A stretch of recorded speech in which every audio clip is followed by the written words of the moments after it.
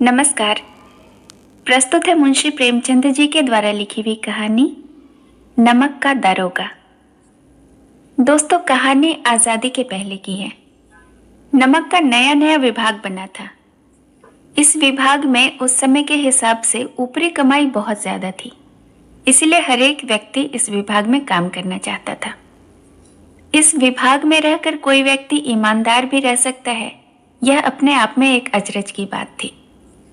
यह कहानी धन के ऊपर धर्म की जीत की कहानी है।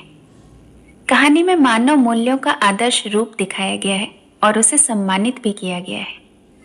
इसमें एक ईमानदार नमक निरीक्षक की कहानी को बताया गया है। कहानी के मुख्य पात्रों का नाम है मुंशी वंशीधर और पंडित अलोपीनाथ। कहानी के अंत में हम यह जानेंगे कि कैसे एक बेईमान स्वामी को भी एक ईमानदार सेवक की तलाश रहती है और उसके लिए वह हर कीमत चुकाने को तैयार रहता है। तो आइए सुनते हैं नमक का दारोगा। जब नमक का नया विभाग बना और ईश्वर प्रदत्त वस्तु के व्यवहार करने का निषेध हो गया, तो लोग चोरी छिपे इसका व्यापार करने लगे। अनेक प्रकार के छल प्रपंचों का सूत्रपात हुआ। कोई घूस से काम निकालता, कोई चालाकी से। अधिकारियों के पौ बा रहे थे।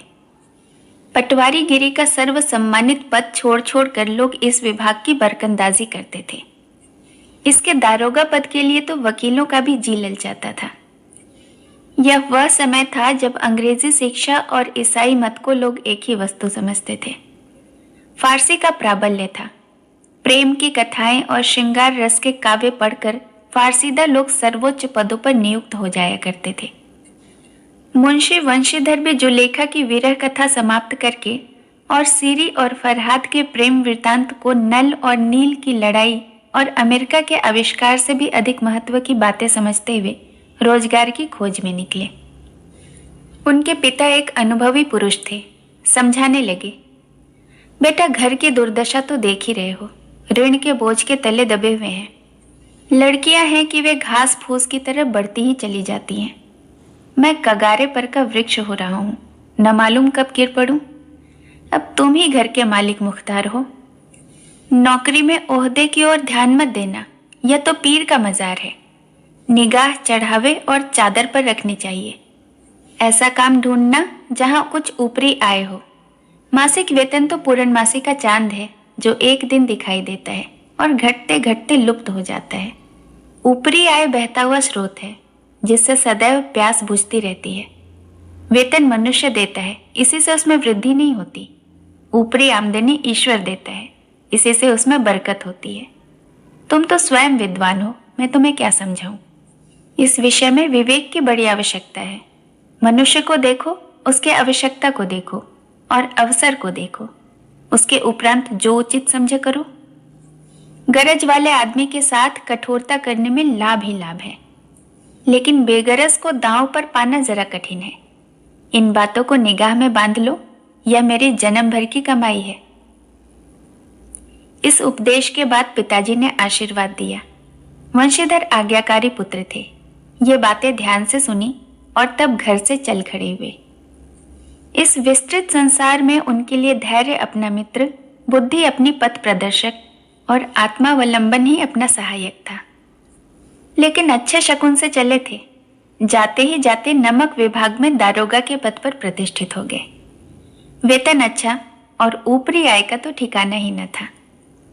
वृद्ध मुंशी जी को सुख संवाद मिला तो फूले न समाये। महाजन कुछ नरम पड़े, कलवार की आशालता लहराई। पड़ोसियों के हृदय में शूल उठने लगे। जाड़े के दिन थे, रात का समय। नमक के सिपाही चौकीदार नशे में मस्त थे। मुंशी वंशीधर को यहाँ आए अभी 6 महीने से अधिक न हुए थे, लेकिन इस थोड़े से समय में ही उन्होंने अपनी कार्यकुशलता और उत्तम आचार से अफसरों को मोहित कर लिया था। अफसर लोग उन पर बहुत विश्वास करने लगे। नमक के दफ्तर से 1 मील पूर्व की ओर जमुना बहती थी। उस पर नावों का एक पुल बना हुआ था। दारोगा जी किवाड़ बंद किए मीठी नींद सो रहे थे।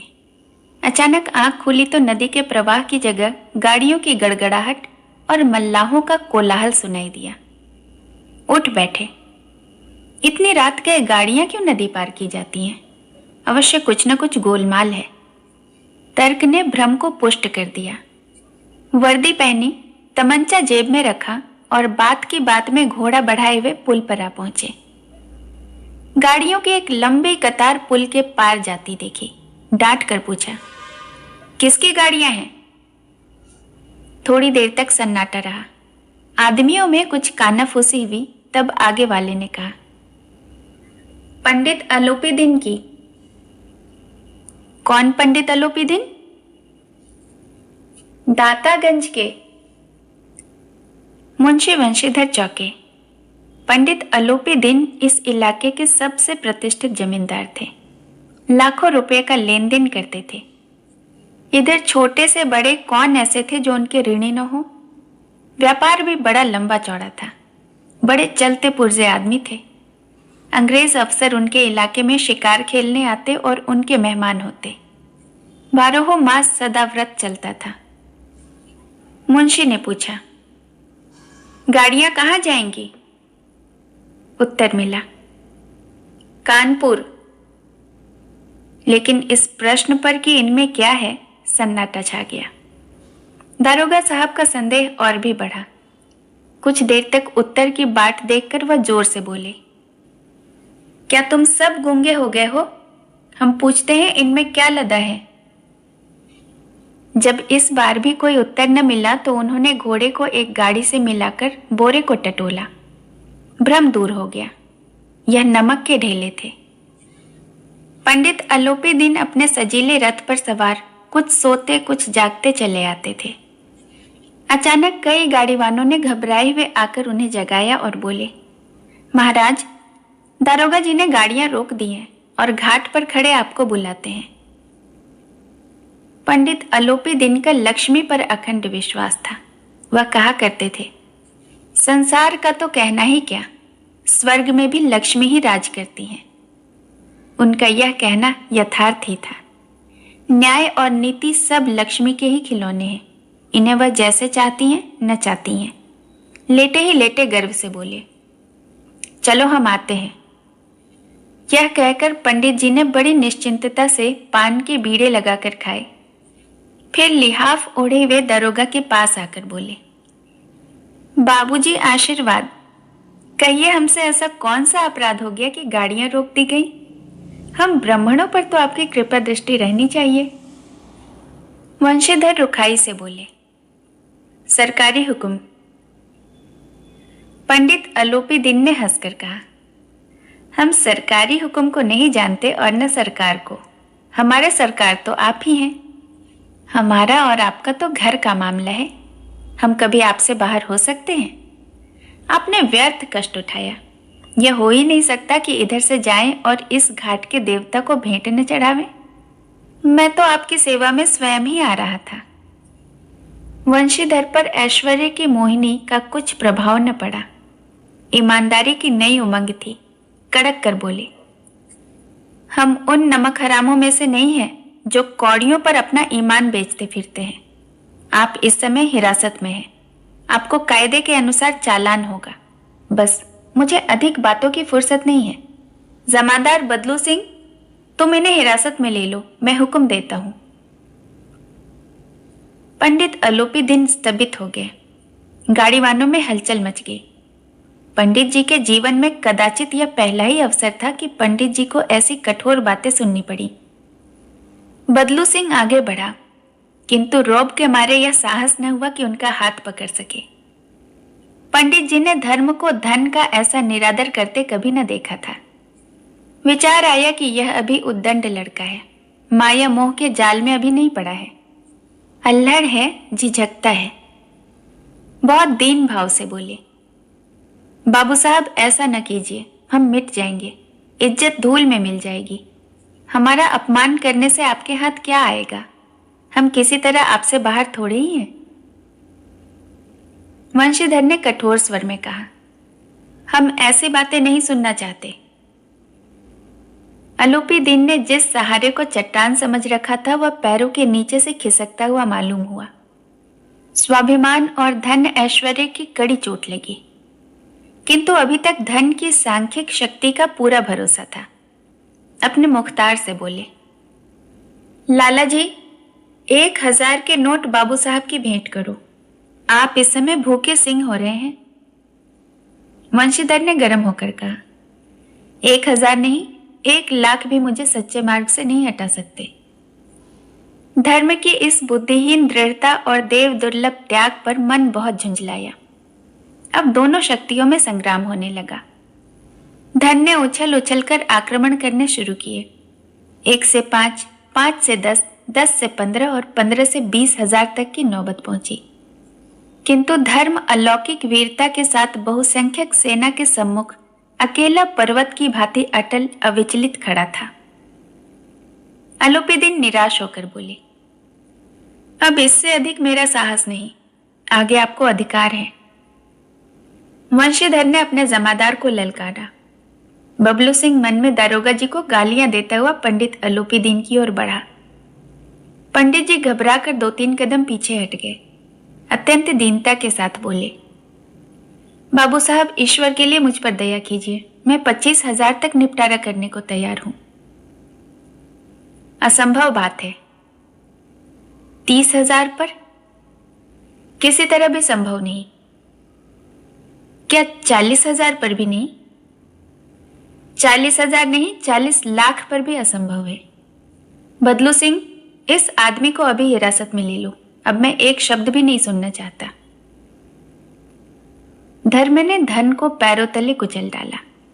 अलोपीदीन ने एक हृष्ट पुष्ट मनुष्य को हथकड़ियां लिए हुए अपनी तरफ आते देखा। चारों ओर निराश और कातर दृष्टि से देखने लगे। इसके बाद मूर्छित होकर वे गिर पड़े। दुनिया सोती थी, पर दुनिया की जीभ जागती थी। सवेरे देखिए तो बालक वृद्ध सबके मुंह से यही बात सुनाई देती थी। जिसे देखिए वही पंडित जी के इस व्यवहार पर टीका टिप्पणी कर रहा था। निंदा की बौछारें हो रही थी, मानो संसार से अब पापी का पाप कट गया। पानी को दूध के नाम पर बेचने वाला ग्वाला, कल्पित रोजानामचे भरने वाले अधिकारी वर्ग, रेल में बिना टिकट सफर करने वाले बाबू लोग, जाली दस्तावेज बनाने वाले सेठ और साकार, यह सब के सब देवताओं की भांति गर्दनें चला रहे थे। जब दूसरे दिन पंडित अलोपीदीन अभियुक्त होकर कांस्टेबलों के साथ हाथों में हथकड़ियां, हृदय में ग्लानि और क्षोभ भरे, लज्जा से गर्दन झुकाए अदालत की तरफ चले, तो सारे शहर में हलचल मच गई। मेलों में कदाचित आंखें इतनी व्यग्र न होती होंगी। भीड़ के मारे छत और दीवालों में कोई भेद न रहा। किंतु अदालत में पहुंचने की देर थी। पंडित अलोपीदीन इस अगाध वन के सिंह थे। अधिकारी वर्ग उनके भक्त, अमले उनके सेवक, वकील मुख्तार उनके आज्ञा के पालक और अर्दली चपरासी तथा चौकीदार तो बिना मोल उनके गुलाम थे। उन्हें देखते चारों तरफ से लोग दौड़े। सभी लोग विस्मित हो रहे थे, इसीलिए नहीं कि अलोपीदीन ने यह कर्म किया, बल्कि इसीलिए कि वह कानून के पंजे में कैसे आए। ऐसा मनुष्य जिसके पास असाध्य साधन करने वाला धन और अनन्य वाचालता हो, वह क्यों कानून के पंजे में आए? प्रत्येक मनुष्य उनसे सहानुभूति प्रकट करता था। बड़ी तत्परता से इस आक्रमण को रोकने के निमित्त वकीलों की एक सेना तैयार की गई। न्याय के मैदान में धर्म और धन में युद्ध ठन गया। वंशीधर चुपचाप खड़े थे। उनके पास सत्य के सिवाय और कोई बल न था, न स्पष्ट भाषण के अतिरिक्त कोई शस्त्र। गवाह थे, किंतु लोभ से डामाडोल। यहां तक कि मुंशी जी को न्याय भी अपनी ओर कुछ खिंचा हुआ सा दिख पड़ता था। वह न्याय का दरबार था, परंतु उसके कर्मचारियों पर पक्षपात का नशा छाया हुआ था। किंतु पक्षपात और न्याय का क्या मेल? जहां पक्षपात हो वहां न्याय की कल्पना नहीं की जा सकती। मुकदमा शीघ्र समाप्त हो गया। डिप्टी मैजिस्ट्रेट ने अपनी तजवीज में लिखा, पंडित अलोपीदीन के विरुद्ध दिए गए प्रमाण निर्मूल और भ्रमात्मक है। वह एक बड़े भले आदमी है। यह बात कल्पना के बाहर है कि उन्होंने थोड़े से लाभ के लिए ऐसा दुस्साहस किया हो। यद्यपि नमक के दारोगा मुंशी वंशीधर का अधिक दोष नहीं है, लेकिन यह बड़े खेद की बात है कि उनकी उद्दंडता और विचारहीनता के कारण एक भले मानुष को कष्ट झेलना पड़ा। हम प्रसन्न हैं कि वह अपने काम में सजग और सचेत रहता है, किंतु नमक के मुकदमे की बढ़ी हुई नमक से हलाली ने उसके विवेक और बुद्धि को भ्रष्ट कर दिया है। भविष्य में उसे होशियार रहना चाहिए। वकीलों ने यह फैसला सुना और उछल पड़े। पंडित अलोपीदीन मुस्कुराते हुए बाहर निकले। स्वजन बांधवों ने रुपये की लूट की। उदारता का सागर उमड़ पड़ा और उसकी लहरों ने अदालत की नींव हिला कर रख दी। जब वंशीधर बाहर निकले तो चारों ओर से उनके ऊपर व्यंग वाणों की वर्षा होने लगी। चपरासियों ने झुक झुक कर सलाम किए, किंतु इस समय एक एक कटु वाक्य, एक एक संकेत उनके गर्वाग्नि को प्रज्वलित कर रहा था। कदाचित इस मुकदमे में सफल होकर वह इस तरह अकड़ते हुए न चलते। आज उन्हें संसार का एक खेदजनक विचित्र अनुभव हुआ। न्याय और विद्वता, लंबी चौड़ी उपाधियां, बड़ी बड़ी दाढ़ियां, ढीले चोंगे, एक भी सच्चे आदर का पात्र नहीं। वंशीधर ने धन से बैर मोल लिया था। उसका मूल्य चुकाना अनिवार्य था। कठिनता से 1 सप्ताह न बीता होगा कि मुअत्तली का परवाना आ पहुंचा। कार्यपरायणता का दंड मिला। बेचारे भग्न हृदय शोक और खेद से व्यथित घर को चले। बूढ़े मुंशी जी तो पहले से ही कुड़बुड़ा रहे थे। चलते चलते इस लड़के को समझाया था, लेकिन इसने एक न सुनी। सब मनमानी करता है। हम तो कलवार और कसाई के तगादे सहे बुढ़ापे में भगत बनकर बैठे, और वहां बस वही सूखी तनख्वाह। हमने भी तो नौकरी की है, कोई ओहदेदार नहीं थे, लेकिन काम किया, दिल खोलकर काम किया। और आप ईमानदार बनने चले हैं।